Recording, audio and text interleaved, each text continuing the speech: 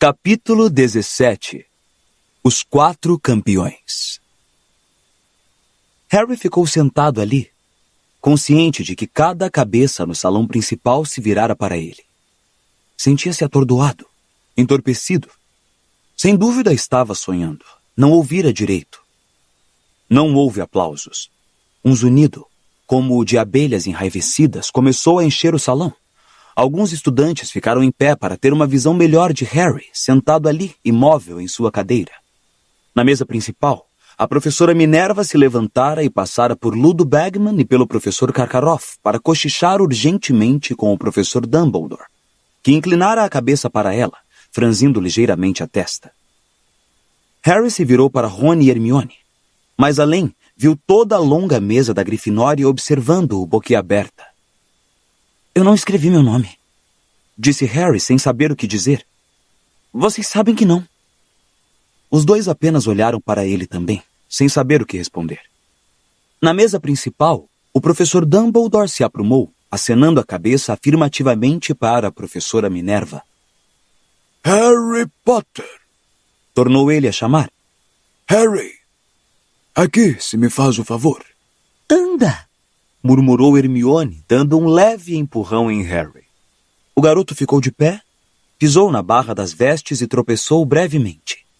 Saiu pelo espaço entre as mesas da Grifinória e da Lufa-Lufa. Teve a impressão de estar fazendo uma longuíssima caminhada. A mesa principal parecia não chegar mais perto, e ele sentia centenas de olhos fixos nele, como se cada um fosse um refletor. O zum-zum não parava de crescer. Depois do que lhe pareceu 1 hora, o garoto chegou diante de Dumbledore, sentindo fixos neles os olhares dos professores. Bom, pela porta, disse Dumbledore. O diretor não sorria. Harry passou pela mesa dos professores.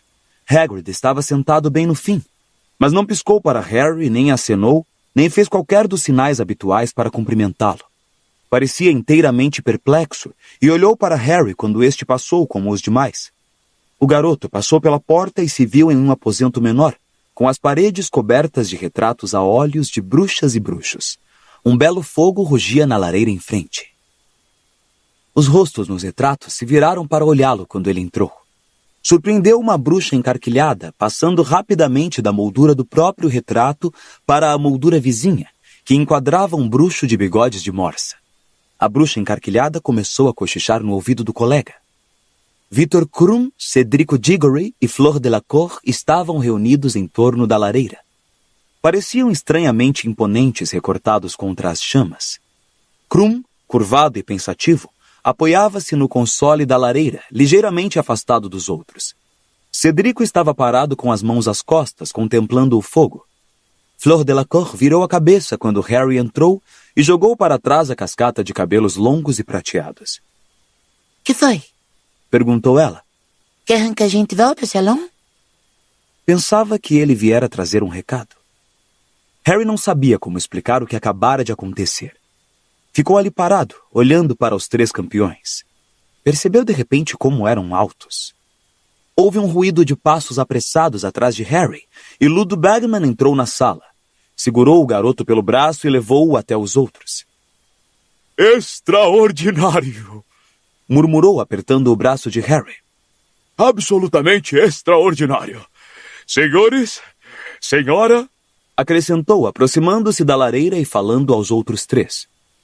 Gostaria de lhes apresentar, por mais incrível que possa parecer, o 4º campeão do torneio Tribruxo.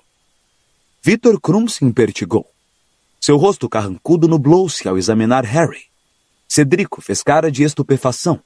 Olhou de Bagman para Harry e de volta como se tivesse certeza de que ouvira mal o que o bruxo acabara de dizer. Fleur Delacour, porém, sacudiu os cabelos, sorriu e disse. Que grande piada, Sr. Bagman. Piada? Repetiu Bagman, confuso. Não é não. O nome de Harry acaba de sair do cálice de fogo. As grossas sobrancelhas de Krum se contraíram ligeiramente. Cedrico continuou a parecer educadamente surpreso. Fleur franziu a testa. Mas, evidentemente, houve engano, disse a Bagman com desdém. Ele não pode competir. É jovem demais. Bom, É surpreendente. Concordou Bagman, esfregando o queixo liso e sorrindo para Harry. Mas, como sabem, o limite de idade só foi imposto este ano como medida suplementar de precaução. E como o nome dele saiu do Cálice de Fogo, quero dizer, acho que a essa altura não podemos fugir à responsabilidade. Somos obrigados. Harry terá que se esforçar o máximo que... A porta às costas dele se abriu e um grande grupo de pessoas entrou. O professor Dumbledore, seguido de perto pelo Sr. Crouch, o professor Karkaroff, Madame Maxime, a professora McGonagall e o professor Snape.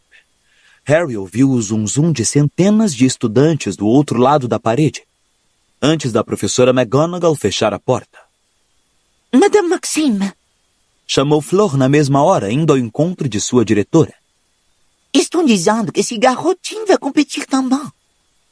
Sob o seu atordoamento e incredulidade, Harry sentiu uma crispação de raiva. Garotinho?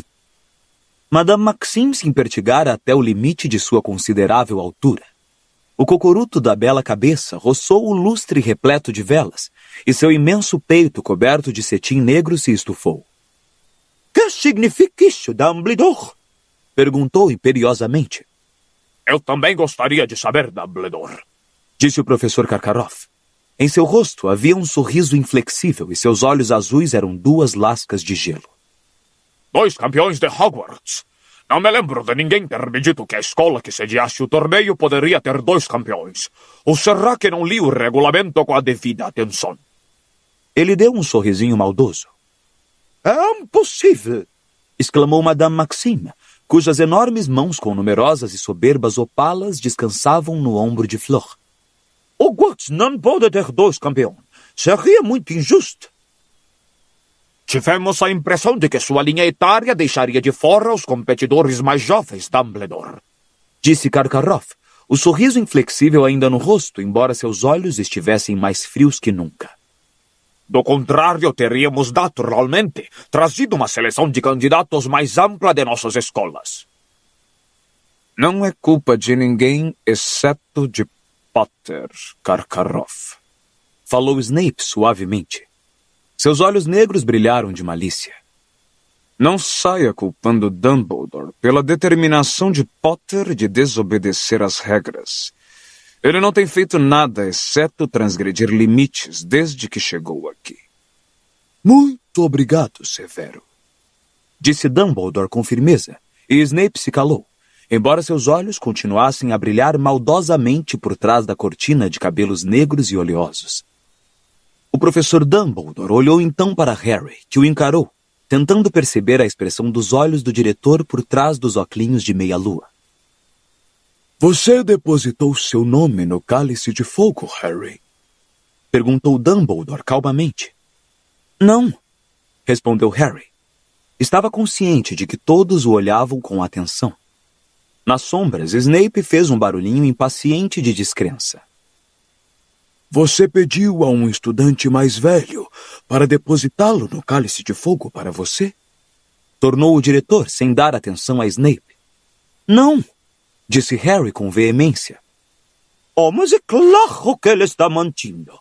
Exclamou Madame Maxime. Snape agora sacudia a cabeça, a boca crispada. Ele não poderia ter atravessado a linha etária, Interpôs a professora Minerva energicamente. tenho certeza de que todos concordamos nisso. Dumbledore deve ter se enganado a traçar a linha, concluiu Madame Maxime, encolhendo os ombros. É claro que isto é possível, disse Dumbledore polidamente. Dumbledore, você sabe muito bem que não se enganou. Exclamou a professora Minerva, aborrecida. Francamente, que tolice.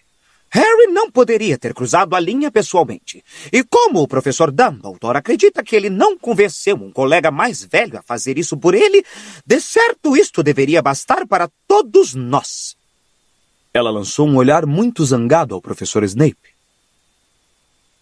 Sr. Crouch, Sr. Bagman, Começou Karkaroff, a voz mais uma vez untuosa.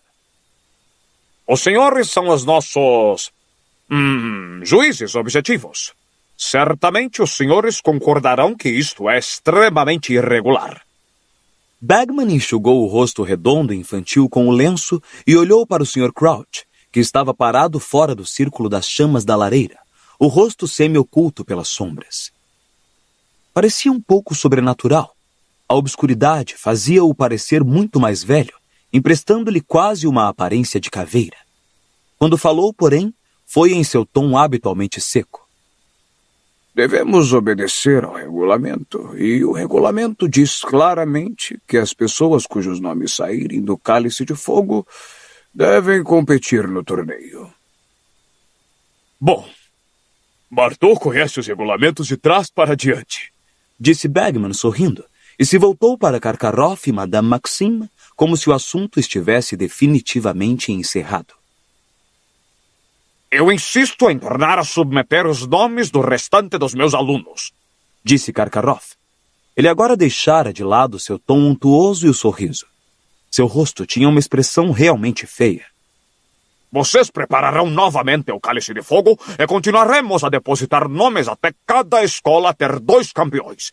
Seria o justo, Dumbledore. Mas, Karkaroff, a coisa não funciona assim, comentou Bagman. O Cálice de Fogo se apagou e não voltará a arder até o início do próximo torneio, no qual Durmstrang, com toda a certeza, não irá competir, explodiu Karkaroff. Depois de tantas reuniões e negociações e tantos compromissos, eu não esperava que acontecesse uma coisa desta natureza. Tenho até vontade de me retirar agora mesmo.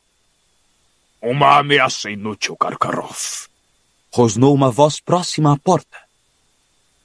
Você não pode abandonar o seu campeão agora. Ele tem que competir. Todos têm que competir. Um ato contratual mágico, conforme disse Dumbledore. Conveniente, não é mesmo?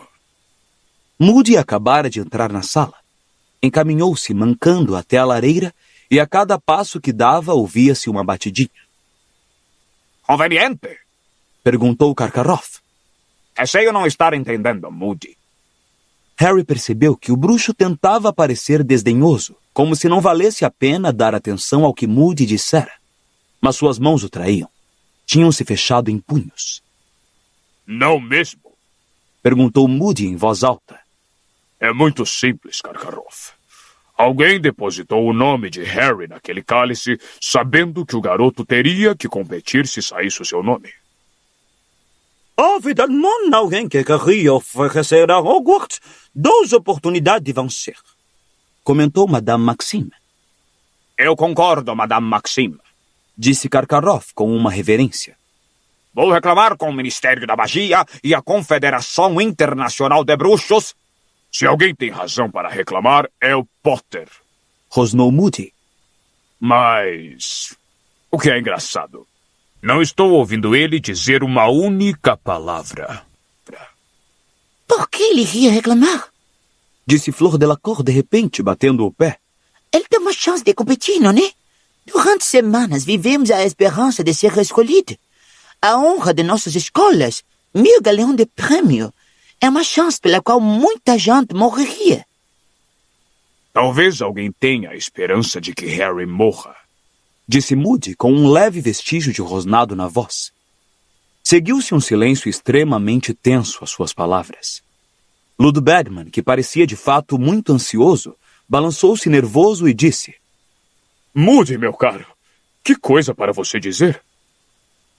Todos sabemos que o professor Moody considera a manhã perdida se não descobrir 6 conspirações para assassiná-lo antes do almoço, disse Karkaroff em voz alta. Pelo visto, agora está ensinando aos seus alunos o medo de serem assassinados também. Uma estranha qualidade para um professor de defesa contra as artes das trevas, Dumbledore. Mas com toda a certeza você tem suas razões. Será que estou imaginando coisas? Vendo coisas? Rosnou Moody. Foi um bruxo ou uma bruxa habilitada que pôs o nome do garoto naquele cálice. Ah, que prova disso? Exclamou Madame Maxime, erguendo as enormes mãos. Porque enganou um objeto mágico de grande poder, disse Moody. Seria preciso um feitiço para confundir excepcionalmente forte para mistificar aquele cálice, a ponto de fazê-lo esquecer que apenas 3 escolas competem no torneio. Estou imaginando que alguém tenha escrito Potter em uma 4ª escola, para garantir que ele fosse o único de sua categoria. Você parece ter pensado muito no assunto, disse Karkaroff com frieza. E não deixa de ser uma teoria criativa. Embora, é claro, eu tenha ouvido dizer que recentemente você meteu na cabeça que um dos seus presentes de aniversário continha um ovo de basilisco ardilosamente disfarçado e o fez em pedaços antes de se dar conta de que era um relógio de trem. Então você compreenderá se não o levarmos inteiramente a sério. Há pessoas que usam ocasiões inocentes em proveito próprio, retrucou Moody num tom ameaçador. É o meu trabalho pensar como os bruxos das trevas pensariam, Karkaroff, como você deve se lembrar. Alastor? Exclamou Dumbledore em tom de aviso. Harry se perguntou por um momento com quem ele estaria falando, mas logo percebeu que Olho Tonto não poderia ser o verdadeiro nome de Moody. Este se calou, embora ainda observasse Karkaroff com satisfação. O rosto de Karkaroff estava em brasa. Como foi que essa situação surgiu? Não sabemos, disse Dumbledore, dirigindo-se às pessoas reunidas na sala. Parece-me, no entanto, que não temos alternativa alguma senão aceitá-la. Os dois, Cedrico e Harry, foram escolhidos para competir no torneio. E, portanto, é o que farão. Oh, mas Dumbledore! Minha cara Madame Maxime, se a senhora tiver uma alternativa, ficarei encantado em ouvi-la. Dumbledore aguardou, mas Madame Maxime não disse nada. Apenas o fitou de cara amarrada. E não foi a única tampouco. Snape parecia furioso, Karkaroff lívido. Bagman, porém, parecia bastante excitado. Bom, vamos agilizar isso, então? Disse, esfregando as mãos e sorrindo para os presentes. Temos de dar nossas instruções aos campeões, não é mesmo? Bartô, quer fazer as honras da casa? O Sr. Crouch pareceu despertar de um profundo devaneio. Concordou. Instruções. A primeira tarefa... Encaminhou-se então para a claridade das chamas. De perto, Harry achou que ele parecia estar passando mal. Havia sombras escuras sob seus olhos e sua pele enrugada tinha uma aparência frágil que lembrava papel. Traços que não estavam ali durante a Copa Mundial de Quadribol. A primeira tarefa destina-se a testar o arrojo dos campeões, disse ele a Harry, Cedrico, Fleur e Krum. Por isso não vamos lhes dizer qual é. A coragem diante do desconhecido é uma qualidade importante em um bruxo. Muito importante. A primeira tarefa terá lugar em 24 de novembro, perante os demais estudantes e a banca de juízes. É proibido aos campeões pedirem aos seus professores ou aceitarem deles ajuda de qualquer tipo para realizar as tarefas do torneio. Os campeões enfrentarão o primeiro desafio armados apenas de varinhas. Receberão informações sobre a segunda tarefa quando a primeira estiver concluída. Por força da natureza árdua e demorada do torneio, os campeões estão dispensados dos exames do fim do ano letivo. O Sr. Crouch virou-se para encarar Dumbledore. Acho que é só isso, não é, Alvo? Acho que sim, respondeu Dumbledore, que observava o Sr. Crouch com uma leve preocupação. Você tem certeza de que não quer pernoitar em Hogwarts, Bartô? Não, Dumbledore. Preciso voltar ao ministério. Estamos passando um momento muito movimentado e muito difícil. Deixei o jovem Weatherby responsável pelo departamento. Muito entusiasmado. Um pouquinho demais, para dizer a verdade. Você vai pelo menos tomar um drink antes de partir? Convidou Dumbledore. Vamos, Bartô, eu vou ficar, disse Bagman animado. As coisas estão acontecendo em Hogwarts agora, sabe? Está muito mais excitante aqui do que no escritório. Acho que não, Ludo, respondeu Crouch com um toque de sua antiga impaciência. Professor Karkaroff, Madame Maxime, um último drink antes de nos recolhermos? Perguntou Dumbledore. Mas Madame Maxime já passara um braço pelos ombros de Fleur e a conduzia rapidamente para fora da sala. Harry ouviu as duas conversarem muito depressa em francês ao atravessarem o salão principal. Karkaroff fez sinal para Krum e eles também, agitados, saíram em silêncio. Harry, Cedrico, Sugiro que vocês vão se deitar, disse Dumbledore, sorrindo para os dois. Tenho certeza de que Grifinória e Lufa-Lufa estão aguardando vocês para comemorar.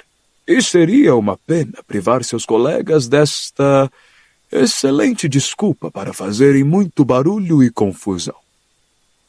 Harry olhou para Cedrico, que concordou com a cabeça, e saíram juntos da sala. O salão principal agora estava deserto. As velas já estavam pequenas, dando aos sorrisos serrilhados das abóboras um ar misterioso e bruxuleante. Então, disse Cedrico com um sorrisinho, vamos jogar um contra o outro novamente. Acho que sim, respondeu Harry. Na realidade, ele não conseguia pensar no que dizer. Dentro de sua cabeça, parecia haver uma desordem total, como se o seu cérebro tivesse sido saqueado. Então, me conta, disse Cedrico quando chegaram ao saguão de entrada, que estava agora iluminado por archotes na ausência do cálice de fogo. No duro, como foi que você conseguiu escrever seu nome? Não escrevi, disse Harry erguendo os olhos para o colega.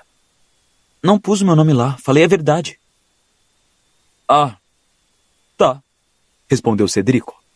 Harry percebeu que Cedrico não acreditara nele. Bom, a gente se vê então. Em vez de subir a escadaria de mármore, Cedrico rumou para a porta à direita. Harry ficou parado, escutando-o descer os degraus de pedra. Depois, lentamente, começou a subir os de mármore. Será que mais alguém, além de Rony e Hermione, acreditaria nele? Ou iriam todos pensar que se inscrevera no torneio? Contudo, como é que alguém podia pensar uma coisa dessas, quando ele ia enfrentar competidores que tinham mais 3 anos de educação mágica? Quando ia enfrentar tarefas que não somente pareciam perigosas, mas que deveriam ser executadas diante de centenas de pessoas? Ele pensara nisso. Devaneara sobre isso. Mas fora brincadeirinha, verdade, uma espécie de sonho descomprometido. Jamais considerara seriamente se inscrever, verdade. Mas alguém considerara isso. Alguém quisera vê-lo no torneio e tomara providências para tanto. Por quê? Para lhe fazer um gosto? Tinha a impressão que não. Para vê-lo fazer papel de bobo? Bom, provavelmente ia ter o seu desejo satisfeito. Mas para vê-lo morto? Moody estaria agindo com a sua paranoia habitual? Alguém não poderia ter posto o nome de Harry no cálice de fogo de brincadeira para pregar uma peça? Será que alguém queria realmente vê-lo morto? Essa pergunta Harry pôde responder na hora. Sim, alguém queria vê-lo morto. Alguém queria vê-lo morto desde que tinha 1 ano de idade. Lord Voldemort. Mas como é que o bruxo conseguira providenciar para que o nome de Harry fosse posto no cálice de fogo? Estava supostamente muito longe, em algum país distante, escondido, sozinho, fraco e impotente. No entanto, naquele sonho que tivera, pouco antes de acordar com a cicatriz doendo, Voldemort não estava sozinho. Estava falando com Rabicho, conspirando para matar Harry. Harry levou um choque ao se descobrir já diante da mulher gorda. Mal reparara onde seus pés o levavam. Foi também uma surpresa ver que ela não estava sozinha na moldura. A bruxa encarquilhada, que passara para o quadro vizinho quando ele fora se reunir aos campeões na sala embaixo, agora estava sentada, toda cheia de si, ao lado da mulher gorda. Devia ter corrido pelos forros de todos os quadros de 7 escadas para chegar ali antes dele. As duas, ela e a mulher gorda, o miravam com o maior interesse. Ora, muito bem, disse a mulher gorda. Violeta acaba de me contar tudo. Então quem foi afinal o escolhido para campeão da escola? Asnice, disse Harry sem emoção. Certamente que não é, protestou a bruxa pálida, indignada. Não, Vi, é assim, explicou a mulher gorda para acalmá-la e rodou nas dobradiças para deixar Harry entrar na sala comunal. O estardalhaço que feriu os ouvidos de Harry quando o retrato girou quase o derrubou de costas. A próxima coisa de que teve consciência foi que estava sendo arrastado para dentro da sala por uns 12 pares de mãos, diante dos alunos da Grifinória em peso, que gritavam, aplaudiam e assobiavam. Devia ter nos avisado que tinha se inscrito, berrou Fred. Parecia meio aborrecido e meio impressionado. Como foi que você fez isso sem ficar barbudo? Genial! Rugiu Jorge. Não fiz, disse Harry. Não sei como foi que... Mas Angelina agora se atirava em cima dele. Ah, se não pode ser eu, pelo menos foi alguém da Grifinória. Você vai poder dar o troco ao Diggory por aquela última partida de quadribol, Harry. Gritou a voz fina de Katie Bell, outra artilheira da Grifinória. Temos comida, Harry. Venha comer alguma coisa. Não estou com fome, comi bastante no banquete. Mas ninguém quis ouvir falar de sua falta de apetite.